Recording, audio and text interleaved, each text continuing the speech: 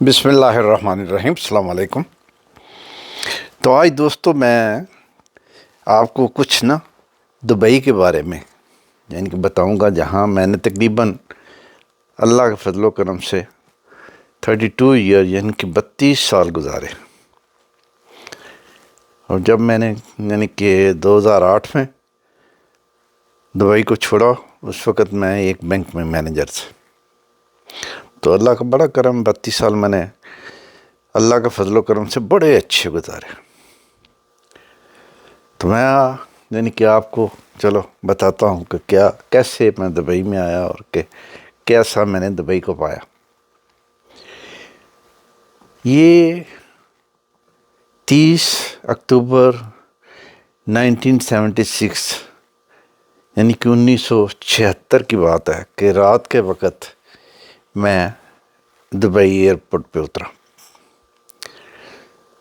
تو آگے میرے جاننے والے رشتہ دار آئے ہوئے تھے، تو انہوں نے مجھے ریسیو کیا۔ تو دبئی کے ساتھ ہی ایک ریاست ہے راس الخیمہ، وہاں کا میرا ویزا تھا، تو رات کے وقت ہم وہاں چلے گئے۔ تو کوئی اتنا خاص نہیں تھا اس وقت۔ دبئی ایک گاؤں تھا 76 میں، سڑکیں ٹوٹی پوٹی تھی۔ یہاں تک دیکھے کہ رات کو ہم جا رہے تھے، کوئی تقریباً رات کے 12-1 کا ٹائم تھا۔ تو راستے میں ہمیں پولیس نے روکا چیک کرنے کے لیے۔ تو جو ہماری گاڑی چلا رہا تھا،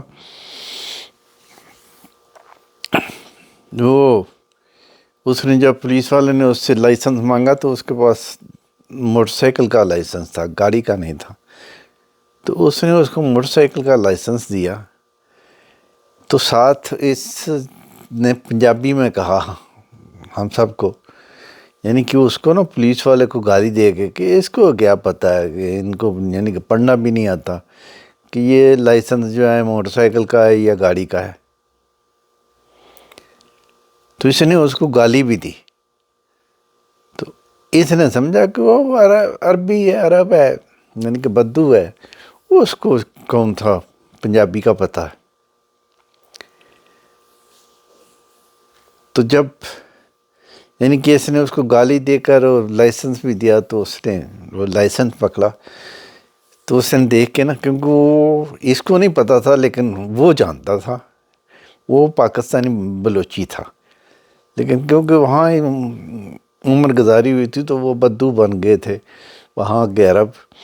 تو اس نے اس کو کہا اچھا، تو یہ تو لائسنس آپ کا موٹر سائیکل کا، گاڑی کا لائسنس مجھے دو۔ تو پھر اس نے بولا کہ وہ تو میں گھر چھوڑ آیا ہوں۔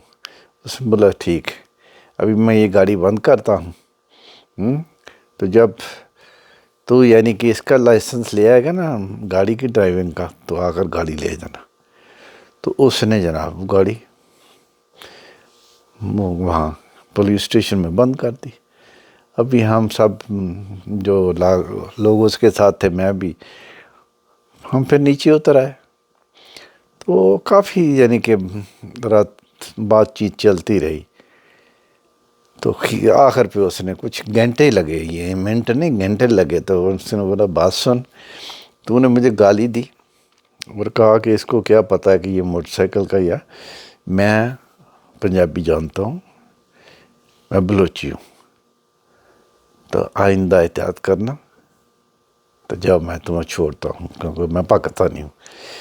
تو اس نے چلو چھوڑ دیا، ہم چلے گئے۔ کہ یہ اس وقت حال تھا۔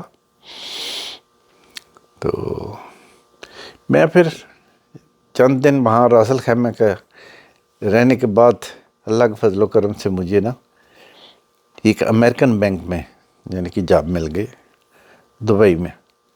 تو میں پھر دبئی شفٹ ہو گیا۔ تو دبئی اس وقت، جیسے میں نے پہلے آپ کو بولا، ایک گاؤں تھا۔ تو یہ کہ تقریباً 6 ریاستیں ہیں جنہوں نے مل کے ایک اتحاد سے ایک کنٹری بنایا ہوا ہے، جس کو UAE کہتے ہیں، یونائٹڈ عرب ایمریٹس۔ تو اس میں یعنی کہ ایک ہے ابو ظبی، تو جو ابو ظبی کا حاکم ہوتا ہے نا وہ یو اے ای کا پریزیڈنٹ ہوتا ہے. پھر اس کے بعد دبئی ہے، دبئی کا جو حاکم ہوتا ہے نا وہ پرائم منسٹر ہوتا ہے. تو باقی جو ریاستیں ہیں نا ان کا یعنی کہ وہ ایسے ہی شیخ ہیں، یعنی کہ باقی اجمان ہے، راس الخیمہ ہے، ام القوین ہے، ایسے یعنی کہ اور ایک دو ہے. تو یہ سب ریاستیں جو ہے نا انہوں نے مل کے ایک کنٹری بنایا ہوا ہے. تو اس وقت سب ریاستوں کے جو حاکم تھے نا سارے بوڑھے تھے لیکن بڑے شریف النفس، یعنی کہ بڑے انسانیت والے لوگ. ابو ظبی کا یعنی کہ شیخ زاد بن نہیان تھے، اور دبئی کا شیخ راشد بن مکتوم تھے. تو وہ زمانہ تھا کہ دبئی میں یا ابو ظبی میں یا یو اے ای میں کوئی ٹیکس نہیں تھا، میڈیکل فری تھا، پارکنگ فری تھی، کوئی ٹول نہیں تھا، کچھ نہیں تھا. یعنی کہ بڑی سادگی اور بڑی پیاری لائف تھی اس وقت.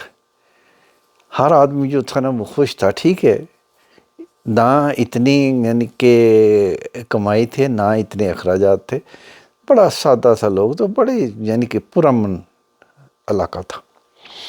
تو آہستہ آہستہ میرے سامنے 32 سال میں یہ دبئی جو ہے ایک گاؤں سے ایک ٹاؤن میں بدلا، ٹاؤن سے ایک ماڈرن ٹاؤن میں بدلا، ماڈرن ٹاؤن سے یعنی کہ ماڈرن سے پھر یہ ایک دنیا میں سب سے خوبصورت سٹی بن گیا. ایسے پھر ابو ظبی دوسری ریاستیں بھی جو ہوتی نا انہوں نے، کیونکہ یہ اصل میں کیا ہوا کہ جب یہ جو آج کل ہے نا شیخ محمد بن راشد المکتوم، یہ اس وقت نوجوان تھے لیکن ان کا ویژن بہت زبردست تھا. اس وقت بھی یہ کوشش کرتے تھے کیونکہ ان کے باپ جو تھے نا وہ تو بوڑھے تھے. اس کے بعد ان کے بڑے بھائی یعنی کہ مختوم تھے، وہ بھی پڑھے لکھا یہی تھا زیادہ، شیخ محمد بن راشد.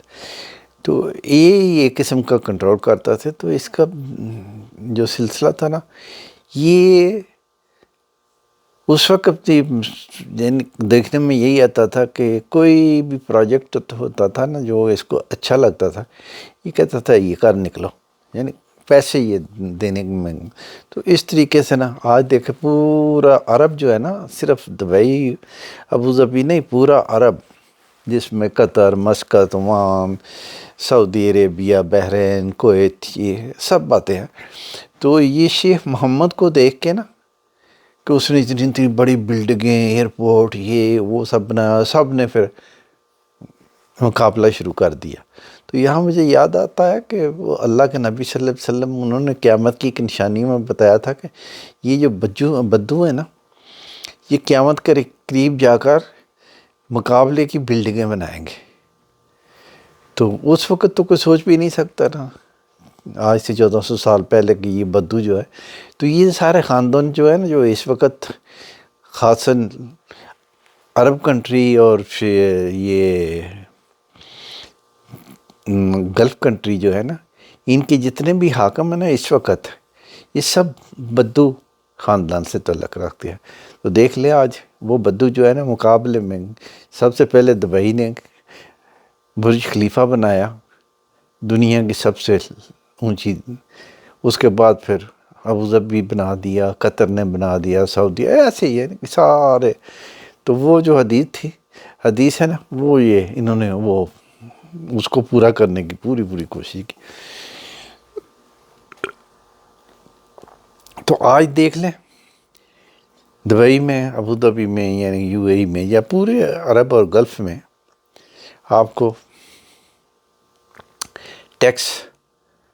ٹیکسوں کی برمار نظر آئے گی، ٹول نظر آئیں گے، میڈیکل بڑا مہنگا ہے، رہائش بڑی مہنگی ہے. چلے کھانے پینے کی چیزیں دنیا کے ساتھ ہی ہیں، وہ جیسے دنیا میں ان کی قیمتیں ہیں ویسے ہی. تو باقی یعنی کہ بڑے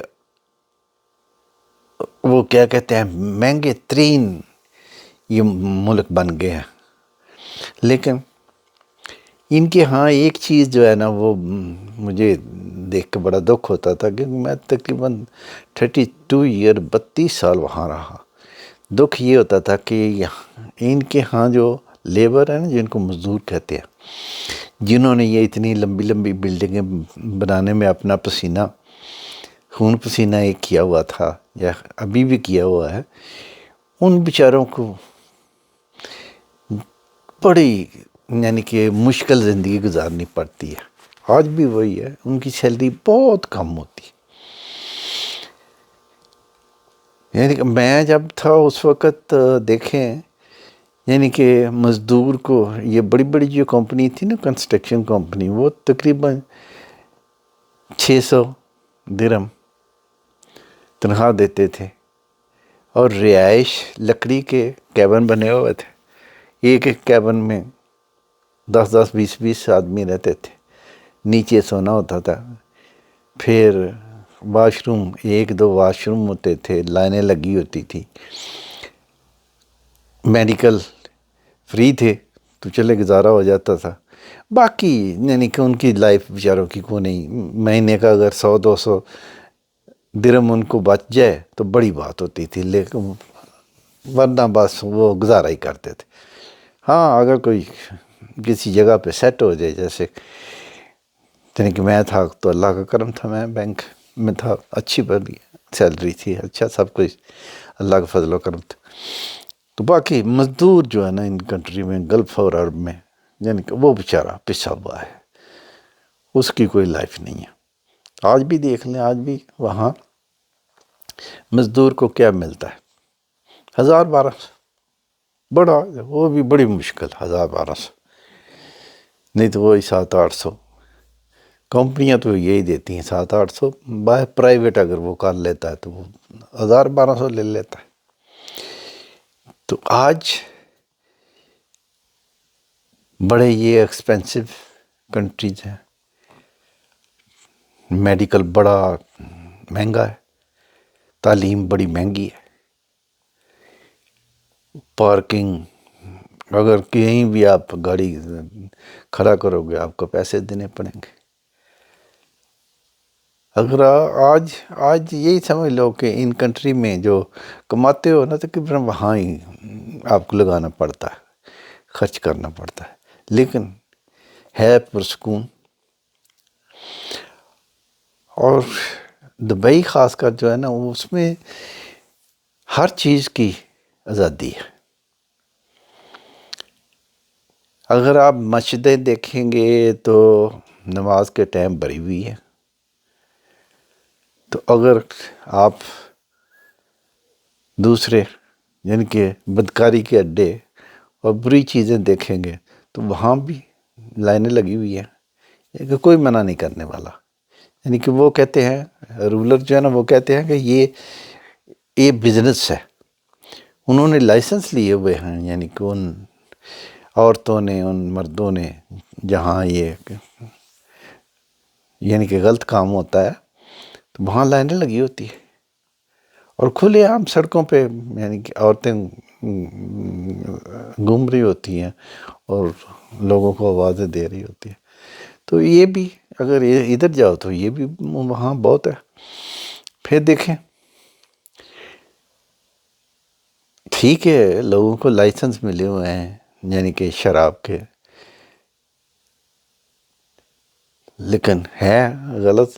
لیکن کیونکہ ان کا کنٹری ہے، انہوں نے لائسنس دیے ہوئے ہیں لوگ. کیونکہ غیر مسلم بھی وہاں بہت ہے. شراب ہے، خنزیر کا گوشت ہے. تو یہ جوا بہت ہے. یعنی کہ ہر چیز میں انہوں نے نا، وہ کیا کوئی نہ کوئی چیز رکھی ہوئی، اتنی چیزیں لے لو گے تو یہ آپ کو فری ملے گا، اتنی چیز میں ایک ٹکٹ ملے گی، پھر وہ اس کے بعد اس پہ انعام نکلے گا. یہ وہ ایسے یعنی کہ ان کے ایک طریقہ کار ہے بزنس کا. لیکن دیکھیں دبئی میں کوئی ایسی خاص چیز نہیں ہے. تو اس نے اپنا صرف بزنس پہ دبئی کو دنیا کا نمبر 1 بنا دیا. یہ جو شیخ محمد بن راشد ہے نا، انہوں نے دبئی کو اس وقت دنیا میں ٹاپ لسٹ پہ رکھا ہوا ہے. اتنی ڈیولپمنٹ ہے اور خوبصورتی ہے کہ آپ دیکھ کے حیران ہو جائیں گے. آپ نے نام بھی سنا ہے، گوگل پہ جاؤ دبئی دیکھو، دنیا میں سب سے خوبصورت سٹی اور سکون والا سٹی ہے یہ. تو میں کیونکہ وہاں اتنے سال رہا ہوں، 32 سال، تو یہ چیزیں وہاں ہیں. آدمی جو وہاں رہتا ہے نا سکون سے رہ سکتا ہے. وہاں رات بھی دن کی طرح ہی ہوتی ہے. کوئی آپ کو یعنی کہ ڈر نہیں ہوگا، کوئی خوف نہیں ہے. تو سب سے جو بڑی چیز ہے نا وہ یہ ہے کہ اس وقت جو میں آپ کو ایک خاص چیز بتانے لگا ہوں، ایک قدرتی اللہ کا قانون ہے کہ ایک وقت تھا کہ دیکھیں یہاں پریزیڈنٹ تھے زید بن نہیان، بزرگ. سعودیہ میں تھے شاہ فیصل. لیبیا میں کرنا قذافی تھے. عراق میں صدام تھے. شام میں اسد تھے. جدھر یعنی کہ دیکھو یہ سارے پاکستان میں اس وقت بٹو تھا. یہ تقریباً سارے نا ان میں اکثریت جو تھی نا یہ سب جو تھے نا، ایک دو چھوڑ کے باقی کرنا قذافی یہ سب آکسفورڈ کے پڑھے ہوئے تھے. تو یہ کلاس فیلو تھے. یہاں تک کہ چائنا کا یعنی کہ وزیر خارجہ چون لائی تھا تو وہ بھی آکسفورڈ کا. یعنی کہ یہ سارے کلاس فیلو تھے. قدرت کا یعنی کہ دیکھے نظام کہ سب جو آکسفورڈ کے پڑھے ہوئے تھے وہ سب کنٹری کو لیڈ کر رہے تھے. پاکستان، شام، ایران، عراق، یعنی کہ یہاں تک کہ ایران کا شاہ جو تھا نا وہ بھی وہاں کا پڑا ہوا تھا. تو اس وقت یہ سارے آکسفورڈ کے پڑھے ہوئے سے پوری تقریباً عرب کنٹری اور ساتھ دیکھے چائنا بھی ہے تو ان کو یہ لیڈ کر رہے تھے. اسی طرح آج دیکھو آپ حیران ہو جائیں گے کہ اس وقت دنیا کے ٹاپ کے یعنی 2-3 کنٹری ہیں، جیسے یہ دبئی ہے، ابوظہبی ہے، یہ 2 سٹی ہیں UAE کے. تو ادھر سعودیہ. تو اس میں تینوں جو اس وقت چلا رہے ہیں ان کو آپ دیکھیں، ان کو بریفلی میں آپ کو بتاؤں گا. یہ دبئی کا محمد بن راشد ہے، ابوظہبی کا محمد بن زاد ہے، اور اب سعودیہ کا محمد بن سلیمان ہے.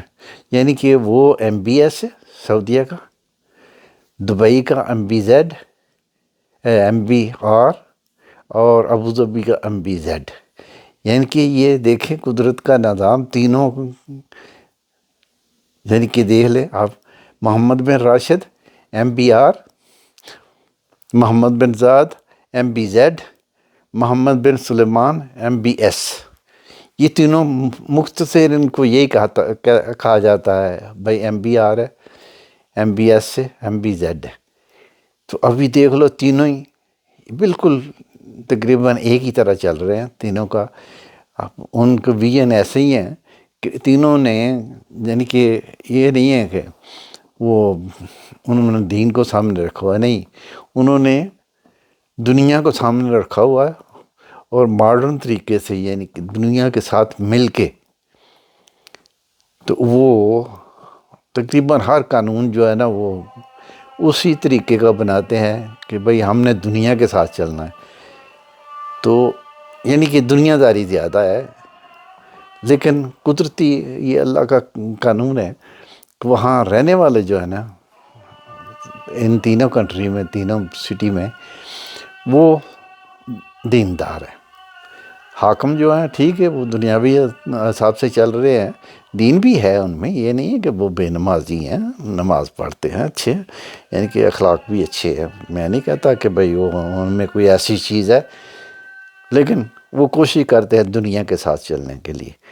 اور لوگ جو ہیں وہاں کے رہنے والے، جیسے میں نے بولا، نماز جب اذان ہوتی ہے تو اللہ کے فضل و کرم سے میں جہاں رہتا تھا، میں دبئی بھی رہا، ابوظہبی بھی، سعودیہ بھی میں گیا، تو مسجدیں جو ہیں فل ہو جاتی ہیں۔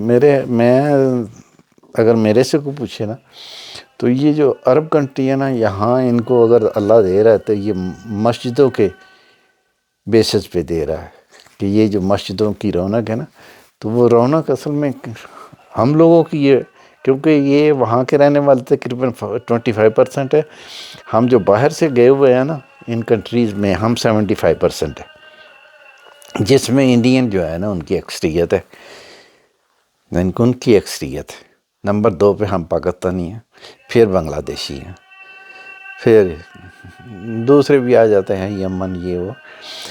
تو یہ ملک جو ہے نا وہ ایسے چل رہے ہیں، اس وقت دیکھ لو دنیا میں سب سے آگے جا رہے ہیں۔ تو میرے حساب سے جو میں نے 32 سال کا نچوڑ نکالا ہے، وہ میں نے دیکھا ہے کہ اگر وہ دنیا میں چمک رہے ہیں اور ٹاپ پہ ہیں، تو صرف اور صرف مسجدوں کی رونق کی وجہ سے، جہاں یعنی کہ ان کے غلط کام بھی ہیں، لیکن کیونکہ اور اللہ کے نبی صلی اللہ علیہ وسلم ان کی حدیث ہے نا کہ اگر غلطی ہو جاتی ہے تو نیکی کر کے اس کو صاف کر دیا کرو، یعنی کہ اگر آپ سے گناہ ہو جائے تو نیکی کرو تاکہ گناہ جو ہے نا دھل جائے۔ تو میرے حساب سے تو یہی ہے کہ جو اگر غلطیاں بھی ہوتی ہیں نا ان کنٹری میں، تو جب مسجدیں بھر جاتی ہیں نا، تو وہ یعنی کہ بدی جو ہے نا، برائی جو ہے، غلطیاں، وہ اللہ ان کو صاف کر دیتا ہے۔ تو میں تو یہی کہوں گا کہ اگر ہم لوگ بھی جیسے پاکستان ہے، اگر ہم بھی یہ کریں کہ بھئی اپنی غلطیاں جو ہیں ان کو نیکی سے دھونے کی کوشش کریں، تو انشاءاللہ ہم بھی پیچھے نہیں رہ سکتے۔ لیکن ہم کیا کرتے ہیں، بدی کے اوپر بدی، بدی کے اوپر بدی کرتے جا رہے ہیں۔ تو ہم دیکھیں، ایک زمانہ تھا جب میں 1976 میں دبئی آیا تھا، تو اس وقت پاکستان کا روپیہ، یعنی کہ اس سے پہلے پاکستان کا روپیہ یعنی کہ باری تھا، یو اے کا کم۔ پھر جب میں آیا اس وقت پاکستان کا 2.5 روپے تھے اور یو اے کا 1 درہم تھا، اور آج پاکستان کا 100 روپیہ ہے اور یو اے کا 1 درہم۔ ابھی دیکھ لو، یہ کل افغانستان ابھی یعنی کہ اس کو کسی نے گورنمنٹ کو تسلیم بھی نہیں کیا ہوا۔ یہ ایک وقت تھا کہ اس گورنمنٹ سے پہلے، یعنی کہ جب امریکن وہاں تھے، برٹش تھے پہلے، پھر رشین آئے، پھر امریکن گئے وہاں، تو اس وقت پاکستان کا 1 روپیہ ہوتا تھا، تو یہ افغانستان کا تقریباً 2-2.5 لاکھ کے برابر تھا۔ آج وہ ملک جس کو ابھی تک کسی نے تسلیم نہیں کیا، ان کی معیشت اتنی اچھی ہو گئی ہے کہ ان کا 1 روپیہ اور ہمارے یعنی کہ 100 کے برابر ہو گیا۔ ابھی وہ ہمارے سے آگے۔ اور پھر دیکھیں 1976 میں 1971 میں ہمارا ہی دوسرا وہ بازو جو تھا، مشرقی پاکستان جو تھا، وہ بنگلہ دیش میں چینج ہو گیا، ہمارے سے وہ کٹ گیا، تو آج وہ ہمارے سے اس کی معیشت آ گیا۔ یعنی کہ اگر ہمارا 1 روپیہ ہے تو ان کے یہی سمجھ لیں 50 پیسے جو ہے نا اس کے برابر ہمارا 1 روپیہ ہے۔ انڈیا ہمارے سے آگے، یہ ساتھ جتنے ملک لگے ہوئے ہیں ہمارے سے، یہ ہمارے سے پیچھے تھے، اب دیکھ لیں سارے ہمارے سے آگے جا رہے ہیں۔ یہ کیا ہے؟ صرف ہم نہ دیندار ہیں نہ دنیا دار ہیں، ہم بالکل مڈل میں ہیں۔ اللہ معاف کرے، تو مڈل میں تو وہ منافقت ہی ہوتی ہے۔ تو اللہ ہمیں دیندار بنائے، اور اگر ہم دیندار بن جائیں گے، ہماری نیت صاف ہو جائے گی، تو انشاءاللہ یہ پاکستان ایک جنت نظیر ملک ہے۔ اللہ نے ہر چیز دی ہوئی ہے پاکستان کو، لیکن صرف وہ اس سے ہم فائدہ نہیں اٹھاتے۔ چند خاندان ہیں جو اس سے فائدہ اٹھا رہے ہیں، وہ پچھلے 76 ایئر سے کرسیوں پہ وہ بیٹھے ہوئے ہیں، وہ عیاشیاں کر رہے ہیں، ان کے باہر کے ملکوں میں اکاؤنٹ بھرے ہوئے ہیں، پاکستان میں صرف حکومت کرتے ہیں، باقی ان کا سب کچھ باہر کے ملک میں، ان کی اولادیں باہر ہیں، ان کا پڑھنا باہر، ان کا رہنا باہر، ان کا کھانا باہر، ان کا سب کچھ باہر، لیکن صرف حکومت انہوں نے پاکستان میں کرنی ہے۔ آتے ہیں پاکستان میں حکومت کرتے ہیں، جب کرسی سے اترتے ہیں تو وہ باہر چلے جاتے ہیں۔ تو یہ حال ہے پاکستان تو ایک کالونی بنی ہوئی ہے چند خاندانوں کی، کہ وہ بس اس کو رول کرتے ہیں۔ پہلے برٹش کرتا تھا، اس وقت تو یہ انڈیا تھا، تو برٹش لندن بیٹھے ہوئے تھے، یہ انڈیا ان کی کالونی تھی۔ ابھی جو ہے وہ اسی طرح ہی ہے، وہ لندن میں جا کر بیٹھ جاتے ہیں، امریکہ میں بیٹھ جاتے ہیں، لیکن جب حکومت کرنی ہوتی وہ پاکستان میں آ جاتے ہیں۔ تو دیکھ لے 76 ایئر آج پاکستان کی عوام کا حال دیکھیں، رو رہے ہیں، کوئی پوچھنے والا نہیں ہے، کوئی قانون نہیں، سب رو رہے ہیں، اللہ اللہ مچی ہوئی ہے، مہنگائی دیکھے، قیمتیں دیکھے۔ میں حیران ہوا کہ مجھے ایک انڈین فون کر کے میرے سے پوچھ رہا تھا جی کہ آپ کا بجلی کا بل کتنا آتا ہے؟ تو میں نے بولا یار آ جاتا ہے 50-60 ہزار ایک اے سی کا۔ اس نے بولا نہیں جی چوہدری صاحب آپ جھوٹ بولتے ہیں، 50,000 60,000 ایک اے سی کا؟ میں نے بولا ہاں اتنا۔ تو میں نے بولا کیوں؟ وہ بولتا ہے میرے 5 اے سی چل رہے ہیں انڈیا میں، تو میرا 500 روپیہ بل آتا ہے، تو آپ 50-60 ہزار ایک اے سی پہ؟ میں نے بولا ہاں۔ تو وہ دوسرے دن پھر اس نے مجھے فون کیا، تو وہ بولتا ہے چوہدری صاحب میں آپ سے معذرت چاہتا ہوں، میرا دوست ایک گوجرانوالے میں رہتا ہے، تو میں نے اس کو فون کیا، تو اس سے میں نے بات کی، یار میرے ایک دوست ہے چودھری اکبر، وہ کہتے ہیں ان کا ایک اے سی اور 50-60 ہزار بل آتا ہے۔ اس نے بولا یار وہ پھر بھی لکی ہیں، میرا ایک اے سی ہے، میں نے گوجرانوالے میں ایک چلاتا ہوں، تو میرا 1 لاکھ روپیہ ہوتا ہے بل۔ تو وہ بولتا ہے میں نے جب یہ سنا تو میں نے بولا چودھری صاحب صحیح کہتے ہیں، تو میں معذرت چاہتا ہوں، میں نے کل آپ کو بولا نہیں، آپ جھوٹ بول رہے ہیں۔ تو دیکھیں یہ انڈیا ہمارے ساتھ، ان کا 500-600، ہمارا 50-60 ہزار، یہ حال ہے ہمارا۔ تو میں امریکہ سے پاکستان جا رہا تھا، میرے ساتھ والی سیٹ پہ ایک سکھ بیٹھا ہوا تھا، تو وہ مجھے بولتا ہے کہ یہ کیا بات ہے کہ پاکستان میں آٹا نہیں ملتا، پاکستان تو زرعی ملک ہے، تو یعنی کہ ہمارے رولر جو ہوتے ہیں وہ ہندو ہیں، اور کبھی آٹے کی کمی نہیں ہوئی، ہم پنجابی ہیں، پنجاب میں رہتے ہیں، لیکن کبھی آٹے کی کمی نہیں آئی۔ آپ کے آٹا ملتا ہی نہیں ہے، آپ کے آٹا اور سونا برابر ہے، یعنی کہ غریب کیا کھاتا ہوگا۔ میں نے بولا کیا کیا جائے یار۔ تو اب یہ پاکستان چند خاندانوں کی ایک کالونی ہے، وہ آپ کو نچوڑ رہے ہیں۔ دیکھیں جتنے ٹیکس ہیں آپ پہ ہیں، وہ کچھ نہیں دیتے ہیں، ان پہ کوئی ٹیکس نہیں ہے، ان پہ کوئی چیز نہیں ہے، وہ صرف عیاشی ہے۔ ٹیکس جو ہے نا وہ آپ سے لیتے ہیں، پیسہ آپ سے لیتے ہیں، یہ IMF سے جو قرضہ آتا ہے یہ ان کے بینیفٹ میں جاتا ہے، لیکن قرضے کی ادائیگی جو ہے نا وہ آپ نے دینی ہے، عوام نے دینی ہے۔ بجلی کے بلوں میں، گیس کے بلوں میں، یہ سب پٹرول میں، ہر چیز کی مہنگائی کر کے جو پیسے آتے ہیں نا وہ قسط آپ نے دینی ہے، عیاشی انہوں نے کرنی ہے۔ تو پتہ نہیں، کیونکہ یہ اللہ کی طرف سے ہے، اللہ قرآن پاک میں کہتے ہیں نا جیسے یعنی کہ عوام ویسے حکمران، اور جو قوم اپنی تقدیر بدلنا نہیں چاہتی اللہ بھی اس کی تقدیر نہیں بدلتے، یعنی کہ جو اپنی حالت بدلنا نہیں چاہتے اللہ بھی اس کی حالت نہیں بدلتا۔ تو جیسے عوام ویسے حکمران، ہم بھی ایسے ہی ہیں، تو ہمارے حکمران بھی اللہ نے پھر ویسے ہی دیے ہوتے ہیں۔ تو اللہ ہمیں ایک قوم بنائے جس کے مقصد کے لیے یہ پاکستان لیا گیا تھا۔ دیکھیں نا یہ نعرہ لگا تھا اس وقت، پاکستان کا مطلب ہے لا الہ الا اللہ محمد رسول اللہ، یعنی کہ اللہ کی حکمرانی ہوگی اور اللہ کے نبی صلی اللہ علیہ وسلم ان کے فرمان کے مطابق قانون ہوں گے۔ تو دیکھ لیں، نہ تو وہاں آپ کو حکمرانی نظر آئی نہ قانون نظر آئے۔ آج 76 یا 76 سال ہو گئے ہیں، اور پاکستان کا حال دیکھ لیں، کوئی اسلامی کنٹری اسلامی ہے لیکن قانون کوئی اسلامی نہیں، قانون وہی برٹش جو 1947 سے پہلے تھے نا برٹش لا، وہی چل رہے ہیں۔ تو اللہ بھائی ہمیں ایک قوم بنائے اور اللہ دین اسلام نافذ کرے تو پھر یہ ہمارا حال ہو سکتا ہے، ادروائز کوئی حال نہیں، ہمیں رونا ہی پڑے گا۔